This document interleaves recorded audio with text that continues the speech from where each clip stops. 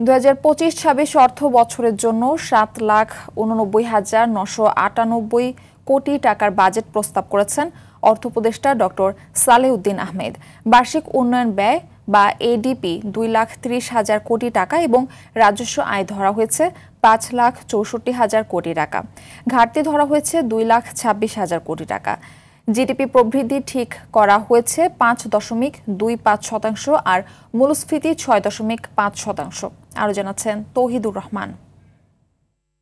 আসসালামু আলাইকুম। প্রস্তাবিত বাজেট অনুমোদনের পর সরাসরি বাংলাদেশ টেলিভিশনের মাধ্যমে নিজের প্রথম বাজেট উপস্থাপন করেন অর্থ উপদেষ্টা ডক্টর সালেউদ্দিন আহমেদ।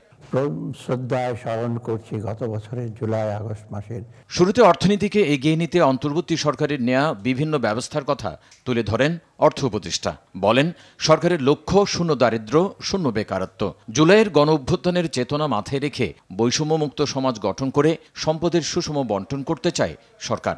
অর্থনৈতিক স্থিতিশীলতা ফিরিয়ে এনে একটি উন্নত সমাজ বিনির্মাণের উদ্দেশ্যে আমরা যে সকল কার্যক্রম গ্রহণ করেছি তার মূল লক্ষ্য হচ্ছে শূন্য দারিদ্র্য, শূন্য বেকারত্ব এবং শূন্য কার্বন ভিত্তিক সমাজ বিনির্মাণ, যার মাধ্যমে আমূল পরিবর্তন হবে দেশের মানুষের জীবনমানের এবং মুক্তি মিলবে বৈষম্যের দুষ্ট চক্র থেকে। ২০২৫-২৬ অর্থ বছরের জন্য ৭,৯০,০০০ কোটি টাকার বাজেট প্রস্তাব করেছেন অর্থ উপদেষ্টা, যা জিডিপির ১২.৭%। মোট রাজস্ব আহরণ করতে হবে ৫,৬৪,০০০ কোটি টাকা, যা জিডিপির ৯.৯%। আগামী ২০২৫-২৬ অর্থ বছরে মোট ৫,৬৪,০০০ কোটি টাকা রাজস্ব আয়ের প্রস্তাব করছি, যা জিডিপির ৯%।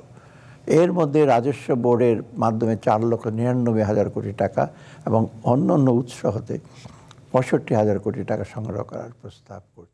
বড় প্রকল্পের বাহাদুরি নয়, স্বাস্থ্য, শিক্ষা সহ প্রয়োজনীয় খাতে বরাদ্দ বাড়াতে চায়। এডিপিতে বরাদ্দ রাখা হয়েছে ২,৩০,০০০ কোটি টাকা। সুদ পরিশোধ করতে হবে ১,২২,০০০ কোটি টাকা।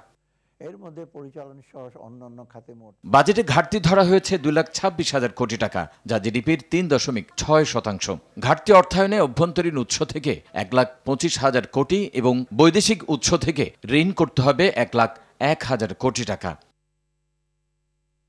তৌহিদুর রহমান, RTV, ঢাকা।